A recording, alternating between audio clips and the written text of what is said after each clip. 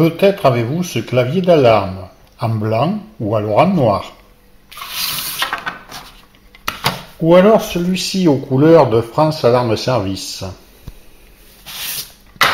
Peut-être aussi que vous avez celui-là, aux couleurs anonymes on va dire. Ou alors, il est possible qu'il soit déguisé sous une marque.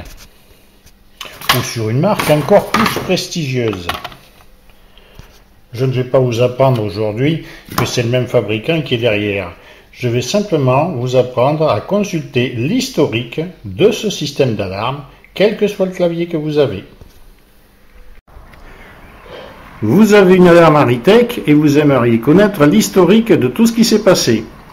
Vous commencez par appuyer sur le 0 et puis vous tapez votre code chef. Comme c'est un code chef, il vous propose entre autres la mise en marche, le fait d'exclure des zones, tester le carillon ou la sirène. Le journal ingénieur horodaté, c'est ce qui nous intéresse. Donc j'appuie sur la touche V pour valider. Affichage journal, c'est ce que je veux aussi. Et avec la touche du bas, la flèche du bas, je me promène sur l'historique. Et c'est ainsi que je constate qu'il y a une alarme. Je reviens en arrière avec la touche du haut. Et je vois qu'il y a une alarme. Pour savoir qu'est-ce qui s'est passé, j'appuie sur le 0. Il me dit que c'est le radar du salon. J'appuie à nouveau sur le 0. Il me donne la date et l'heure à laquelle est arrivé cet événement. Je rappuie sur 0 et je me retrouve sur ma liste.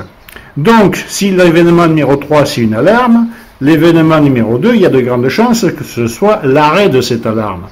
Je vais sur l'événement numéro 2 et effectivement c'est un arrêt. Qui a été fait par qui? Pour ça, j'appuie sur le 0. Par l'utilisateur numéro 2. Sur certains produits, on peut mettre son nom en clair. À quelle heure? À 12h08. Je rappuie sur 0 une autre fois et je reviens sur la liste des événements, à savoir le deuxième. Sur la flèche du bas, je peux aller jusqu'au quatrième événement qui est, et c'est logique, une mise en marche. Pour savoir par qui, j'appuie sur 0. Utilisateur numéro 2. Quand ça, j'appuie à nouveau sur 0. À telle date et à telle heure. Je rappuie à nouveau sur 0 et je reviens sur ma liste d'événements. Et je peux me promener comme ça sur ma liste d'événements pour savoir aussi si l'ingénieur est venu, s'il y a eu une autosurveillance, s'il y a eu un défaut de 120 volts et tout ce qui est prévu sur votre système. Quand j'ai terminé mes interrogations, j'appuie sur le X,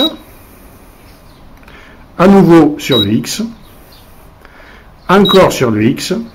Il me demande si j'ai terminé. Pour lui dire oui, j'appuie sur le V pour valider.